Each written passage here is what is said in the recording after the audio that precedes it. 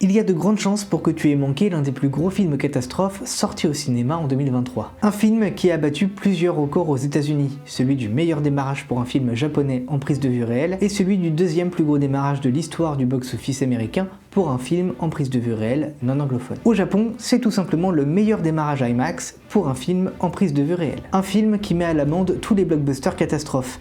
Il aurait coûté un peu moins de 20 millions de dollars. À titre de comparaison, le Moonfall I2 de Roland Emmerich, c'était plus de 100 millions de dollars. Astérix et Obélix, l'Empire du Milieu, film catastrophe français, a coûté lui, on se le rappelle, la bagatelle de 66 millions d'euros. Et ce film qui écrase tout sur son passage, cette véritable leçon d'effets spéciaux, c'est Godzilla!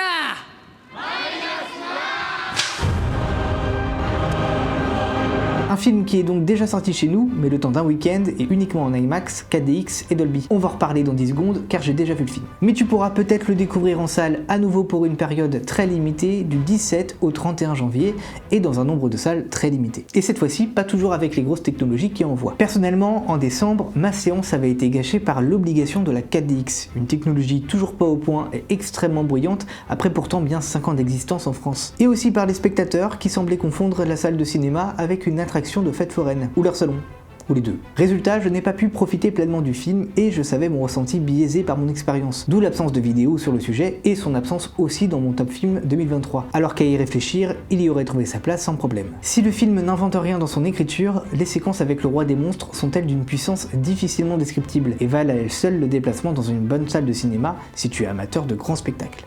Et d'autant plus si tu t'intéresses à l'histoire du Japon puisque le film replace Godzilla dans l'immédiate après-guerre. Un film passionnant que je vais essayer de revoir dans de bonnes conditions. Et toi, est-ce que tu as prévu de le voir? De le revoir peut-être?